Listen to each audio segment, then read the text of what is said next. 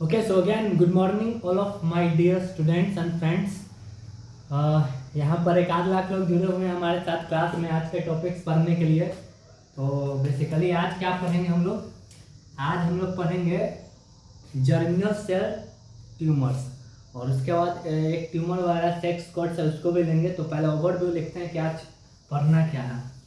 आज हम लोग पढ़ेंगे GERMINAL germinal cell tumour. Okay, तो ये जो जर्मिनल सेल ट्यूमर है उसमें क्या क्या पढ़ेंगे? एक टेरेटोमा है उसके बारे में पढ़ेंगे, एक टेरेटोमा है उसके बारे में पढ़ेंगे। उसके बाद डिसजर्मिनोमा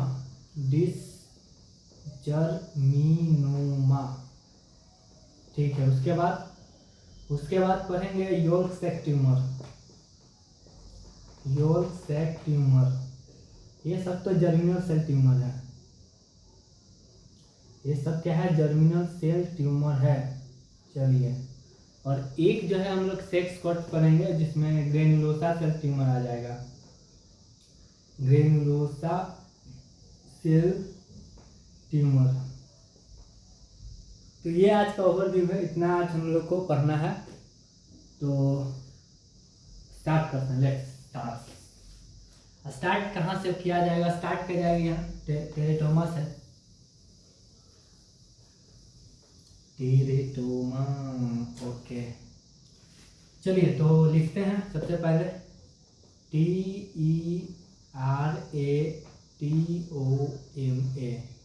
टेरेटोमा। चलिए, ये जो टेरेटोमा होता है वो बिनाइन कंडीशन भी होता है और मैलिग्नेंट कंडीशन भी होता है। अच्छा, आप कहने का मतलब है कि कैंसरस और ट्यूमर दोनों वाला बात कर रहे हैं। हाँ, बिनाइन और मैलिग्नेंट दोनों होता है। तो जो बिनाइन कंडीशन होता है उनको क्या बोलते हैं? उनको बोलते हैं मैच्योर सिस्टिक टेरेटोमा। अच्छा, जो मैलिग्नेंट होता है उसको क्या बोलेंगे?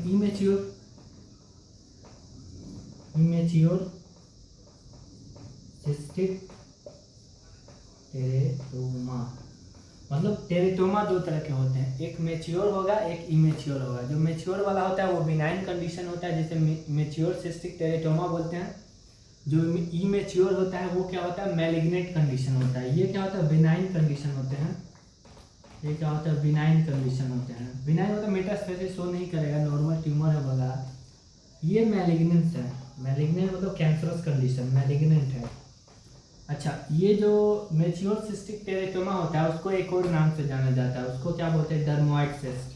तो अगर लेक्चर में डर्मोइड सिस्ट आए तो फिर कंफ्यूजन नहीं होना है। डर्मोइड सिस्ट क्या? ये मैच्योर सिस्टिक टेरेटोमा है, उसी का एक और नाम है डर्मोइड सिस्ट। चलिए, मोस्टली जो ये टेरेटोमा वाली जो कंडीशन है वो मतलब 19% से भी ज़्यादा केस में क्या होता है? वो बिनाइन कंडीशन है, वही होता है।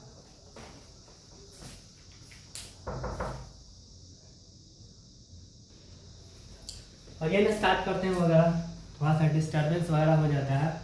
तो मैं ये बोल रहा था कि जो टेरेटोमा जो होता है वो मैच्योर सिस्टिक टेरेटोमा होता है और इमेच्योर सिस्टिक टेरेटोमा होता है। मैच्योर सिस्टिक टेरेटोमा होता है उसको डर्मोइड सिस्ट भी कहते हैं। और मोस्टली जो 19% जो केस होता है वो मतलब ये बिनाइन कंडीशन है, वही होता है। और लेस देन 10% केस में क्या देखने को मिलता है? मैलिग्नेंसी देखने को मिलता है। मतलब मेजरली अगर हम ये बोलना चाहे कि टेरेटोमा क्या है, तो टेरेटोमा एक तरह का बिनाइन ट्यूमर है। मैलिग्नेंसी भी होता है पर उसका मतलब परसेंटेज वाइज चांसेस कम है। ठीक है, तो ये कुछ ओवरव्यू रहा टेरेटोमा के बारे में। अब चूँकि मैं बोला हूँ कि जनरली ये बिनाइन कंडीशन है, तो हम लोग का मेजर फोकस जो रहेगा वो बिनाइन कंडीशन के बारे में ही पढ़ने को रहेगा। ओके, ठीक है, स्टार्ट करते हैं।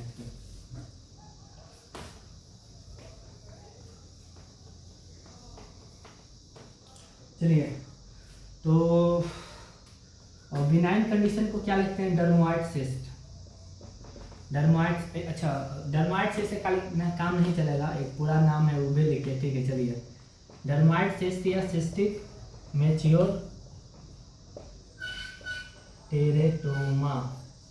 चलिए, डर्मोइड सिस्ट या सिस्टिक मैच्योर टेरेटोमा क्या है? एक तरह का बिनाइन कंडीशन है, वो बात तो कर लिए, आगे करिए। आगे हम लोग स्टार्ट करते हैं कि इसका जो ओरिजिन है वो कहाँ से होता है। ये जो डर्मोइड सिस्ट है इनका ओरिजिन जो होता है वो टोटीपोटेंट सेल से होता है। टोटीपोटेंट सेल्स, ये क्या सेल है? टोटीपोटेंट सेल किसको बोलते हैं? ये बॉडी का वैसा सेल्स होता है having ability two gives rise all the 3 germinal layer. मतलब इनके पास क्या है? हैविंग एबिलिटी है, having ability two gives rise all 3 germinal layer. अच्छा, इसके वजह से क्या होगा? इसके वजह से ये होगा कि जब आप इसका मॉर्फोलॉजिकल मतलब ग्रोथ फीचर या माइक्रोस्कोपिक फीचर जब आप स्टडी करेंगे तो ये इनके जो ऑल द 3 जर्मिनल लेयर्स हैं उसके कंपोनेंट्स आपको देखने को मिलेंगे। तो मतलब क्या लिखना चाह रहे हैं कि components of all the 3 germinal layer, components of all the 3 germinal layer observe होंगे अंडर द माइक्रोस्कोपिक और ग्रोथ फीचर। ठीक है, चलिए ये बात ओरिजिन को लेकर हो गया। आगे और बात किया जाए थोड़ा बहुत।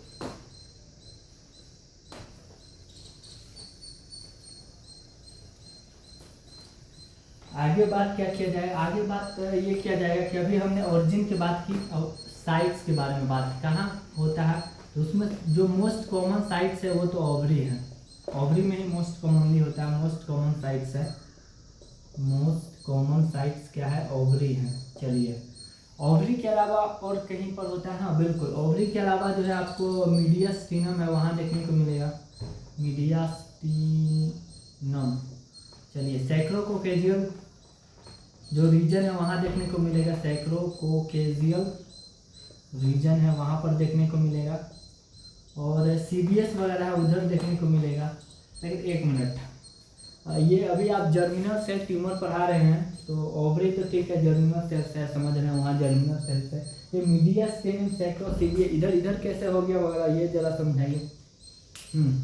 देखिए, ड्यूरिंग डेवलपमेंट क्या होता है? ड्यूरिंग डेवलपमेंट क्या होता है कि जब यॉर्क सेक में डेवलपमेंट हो रहा होता है तो उसके बाद क्या होता है, जर्म सेल्स का माइग्रेशन होगा उसका एक्चुअल साइड, दैट इज की गोनैड ना, टेस्टिस और ओवरी वगैरह उधर मतलब वहाँ उसको जाना होता है। तो जो पाथवे जो होता है ना, वो पाथवे जो होता है वो मिड लाइन पाथवे होता है, उसी से होकर इन लोग को जाना होता है। तो होता क्या है कि रास्ते में कुछ सेल्स वगैरह होते हैं वो ट्रैप कर जाते हैं, मतलब एक्चुअल साइड से वहाँ पर पहुँच ही नहीं पाते हैं।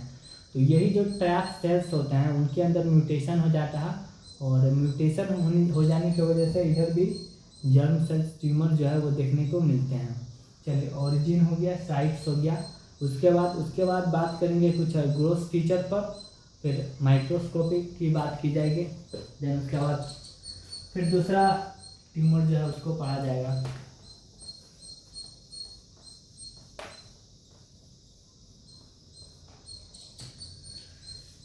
ठीक है, तो ग्रोथ फीचर है, क्या ग्रोथ फीचर है उसके बारे में थोड़ा बताइए। ग्रोथ फीचर ये है, देखिए जनरली जो बिनाइन कंडीशन होंगे ना, बिनाइन कंडीशन जनरली स्मूथ होंगे। मैं ये नहीं कह रहा हूँ कि सब बिनाइन कंडीशन है वो स्मूथ ही होता है, बट मेजरली जो बिनाइन कंडीशन होगा वो स्मूथ होगा। तो एक फीचर तो यहाँ देखने को मिलेगा कि स्मूथ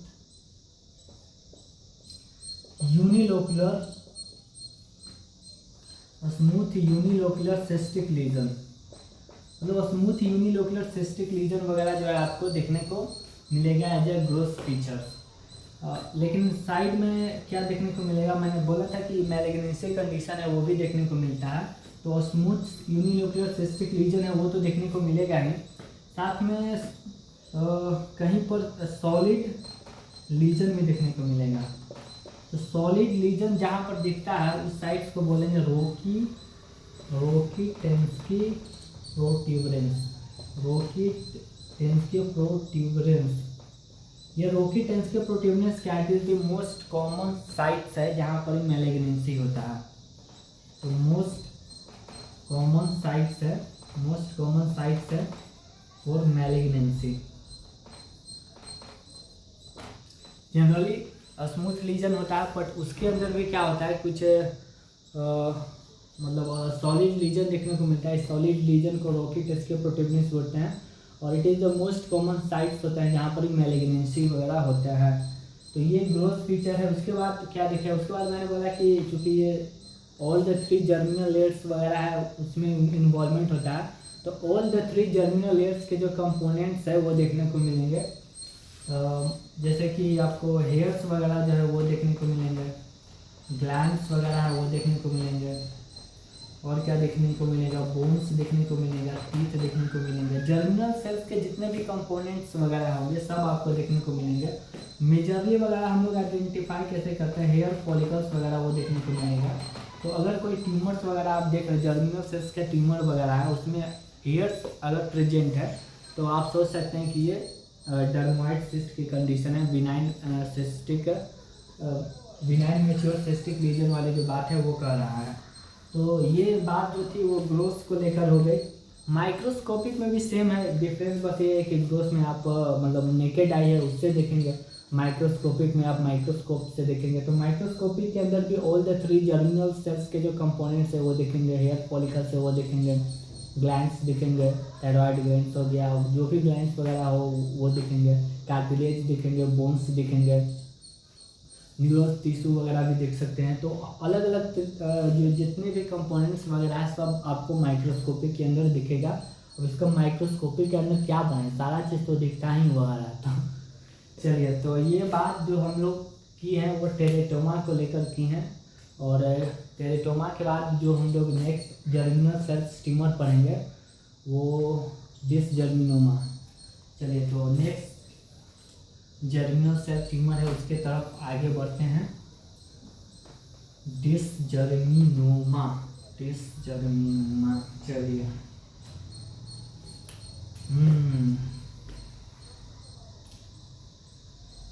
इसको थोड़ा छोटा आउट करके लिखने दीजिए, स्पेस कम हो जा रहा है।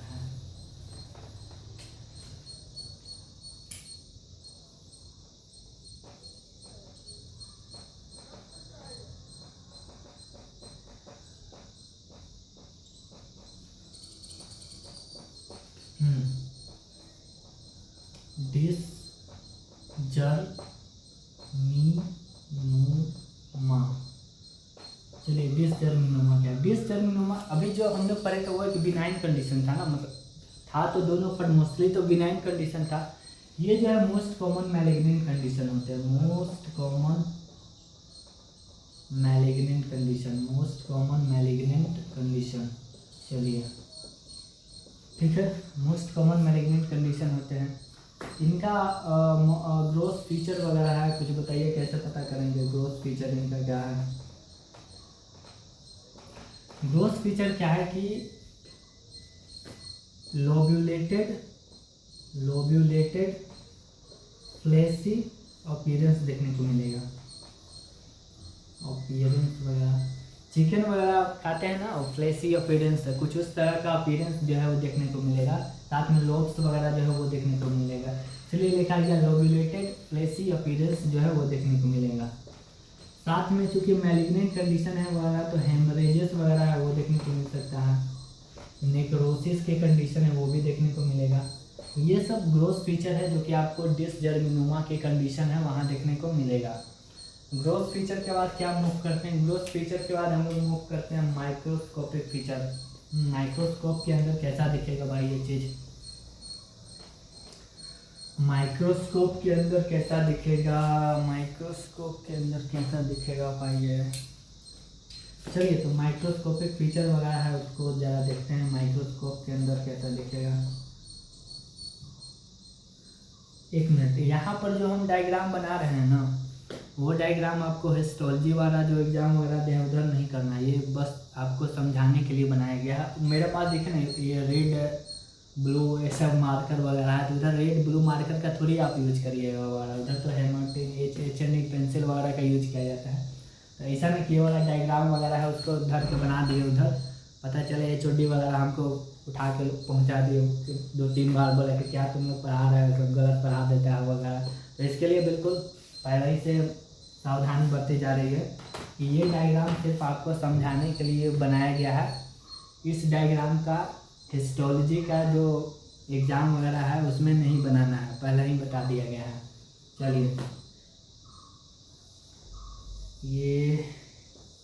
ये काफ़ी जो है ओवर सिंप्लीफाइड, एक होता है सिंप्लीफाइड, एक होता है ओवर सिंप्लीफाइड डायग्राम है। तो ये काफ़ी ज़्यादा ओवर सिंप्लीफाइड डायग्राम है। इस तरह का डायग्राम वगैरह उधर बनाने की कोशिश करिएगा तो HOD वगैरह जो है नाराज हो जाएंगे, नंबर सब कट जाएगा वगैरह। और अगर मान लीजिए कोई को एकदम नहीं पता चल रहा है कि यार कैसे बनाना है वगैरह, तो उस केस में बना सकते हैं। जब कुछ पता ही नहीं चल रहा तो क्या करिएगा वगैरह, वो वाला कंडीशन में फिर आप बना सकते हैं फिर।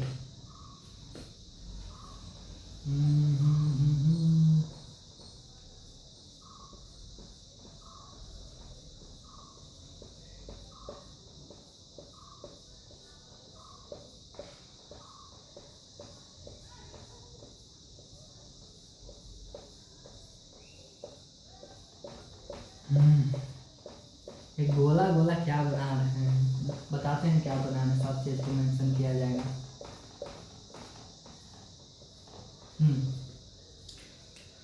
गोला गोला बन गया, गोला गोला बन गया। उसके बाद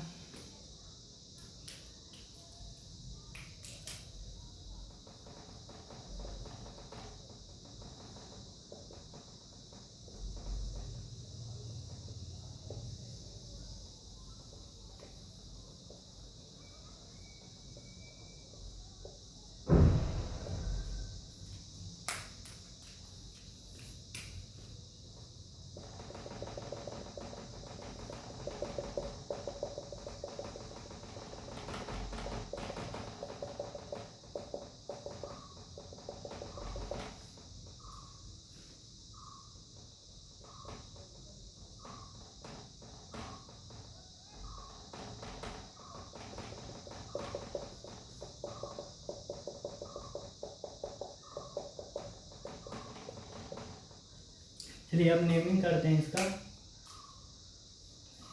ये जो है हमने बनाया है, इसको बोलते हैं सेल नेस्ट। इसको क्या बोलते हैं? Cell nest.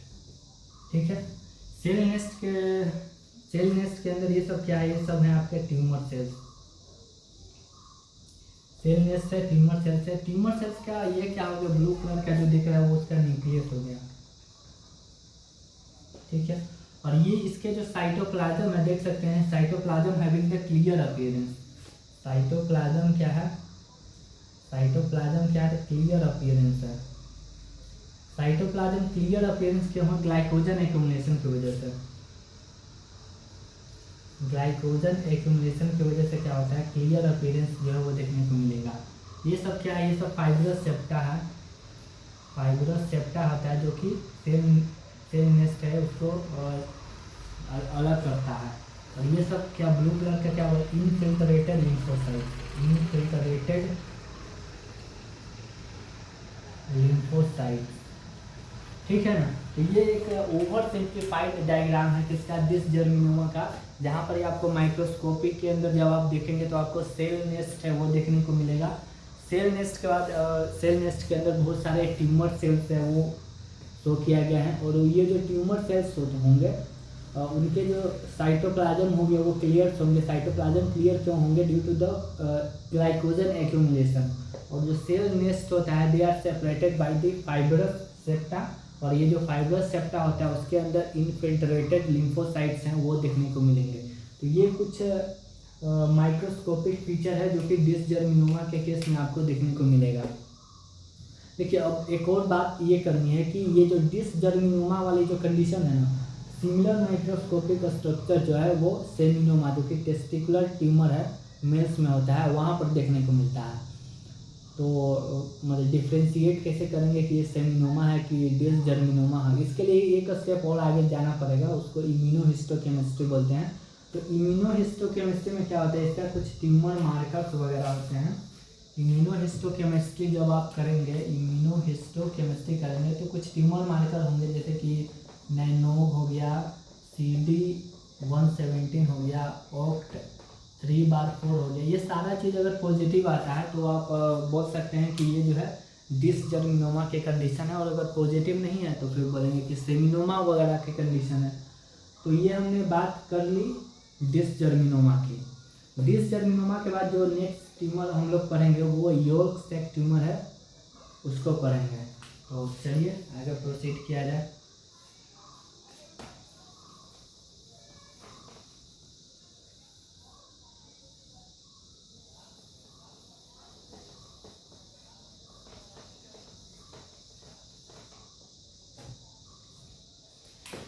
ठीक है, चलिए जी, yolk sac tumour. Yolk sac tumour, yolk sac tumour क्या है? अभी तक हमने जो 2 ट्यूमर्स आपको बताया, वो जो ट्यूमर्स वगैरह होता है वो एडल्ट एज में होने वाले ट्यूमर है। ये जो यॉर्क सैक ट्यूमर होता है, वो यॉर्क सैक ट्यूमर जो होता है चाइल्ड में होता है, लेस देन 5 ईयर्स। तो अगर कोई चाइल्ड है जो कि लेस देन 5 ईयर्स है, और लेस देन 5 ईयर्स में वहाँ पर आपको क्या देखने को मिलता है? Solid fragile appearance, solid fragile appearance देखने को मिलेगा विथ हेमरेज वगैरह है, हेमरेज प्लस नेक्रोसिस वगैरह, ये सारे देखने को मिलेगा। अगर मतलब कोई चाइल्ड है लेस देन 5 ईयर्स है, वहाँ पर सॉलिड फ्रेजाइल अपीयरेंस मतलब एग वगैरह नहीं हम लोग बनाते हैं, कुछ उस तरह का अपीयरेंस देखने को मिलता है। तो एग का ऑलमेंट वगैरह जो बनाते हैं हम लोग, तो कुछ उस तरह का अगर अपीयरेंस देखने को मिल रहा है, साथ में हेमरेज वगैरह है, नेक्रोसिस की कंडीशन देखने को मिल रहा है चाइल्ड एज में, तो आप सोच सकते हैं कि ये जो चाइल्ड है उसको यॉर्क सैक ट्यूमर हो सकता है। तो ये एक उसका क्या है, ग्रोथ फीचर है। ठीक है, ग्रोथ फीचर आप बता दीजिए। उसके बाद माइक्रोस्कोपी के अंदर कैसे देखेंगे इसको, उसके बारे में कुछ बताइए, माइक्रोस्कोपी कैसे देखेंगे?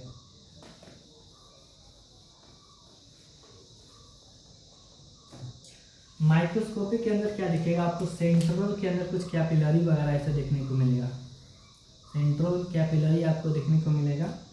और उसके बाद सेंट्रल कैपिलरी क्या होता है? They are surrounded by the tumour cell. Central capillary क्या होता है? Surrounded by the tumour cell.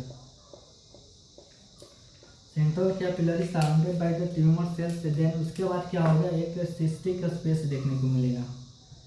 तो ये क्या हो गया? सेंट्रल कैपिलरी,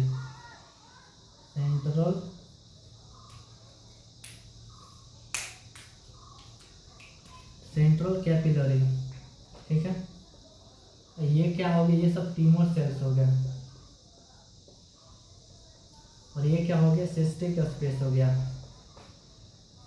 हाँ, तो बीच में सेंटर में आपको सेंट्रल कैपिलरी है वो देखने को मिलेगा। They are surrounded by the tumour cells and उसके बाहर क्या हो गया? सिस्टिक स्पेस दिखेगा। ये जो कंप्लीट स्ट्रक्चर जो है उसको सीलर ड्यूवल बॉडीज बोलते हैं। स्पेलिंग वगैरह में हो सके कुछ मिस्टेक वगैरह हो सकता है, उतना ज़्यादा ध्यान नहीं दीजिएगा। तो ये जो स्ट्रक्चर जो है उसको क्या बोलेंगे? सीलर ड्यूवल बॉडीज बोलते हैं। तो अगर माइक्रोस्कोपी के अंदर आपको सीलर ड्यूवल बॉडीज देखने को मिल रहा है तो आप बोलेंगे कि ये कौन सा ट्यूमर है? यॉर्क सैक ट्यूमर है। तो ये यॉर्क सैक ट्यूमर की बात होगी। सबसे पहले हमने टेरेटोमा की बात की थी, देन उसके बाद डिसजर्मिनोमा है उसकी बात की थी, देन इसके बाद ये यॉर्क सैक ट्यूमर है उसकी बात की। तो यहाँ पर ओवरऑल जर्म सेल ट्यूमर जो है, जो इम्पोर्टेंट जर्म सेल ट्यूमर है वो इतना ही होता है। और इसके बाद एक और लेंगे सेक्स कोट ट्यूमर जिसको ग्रेनुलोसा सेल ट्यूमर बोलते हैं। उसके बाद लेक्चर को ज्वाइन किया जाएगा। चलिए, तो ये जर्मिनल सेल ट्यूमर मिटा देना, क्योंकि जर्मिनल सेल ट्यूमर के अंदर आता नहीं है, फिर कंफ्यूज वगैरह न कर जाए वगैरह।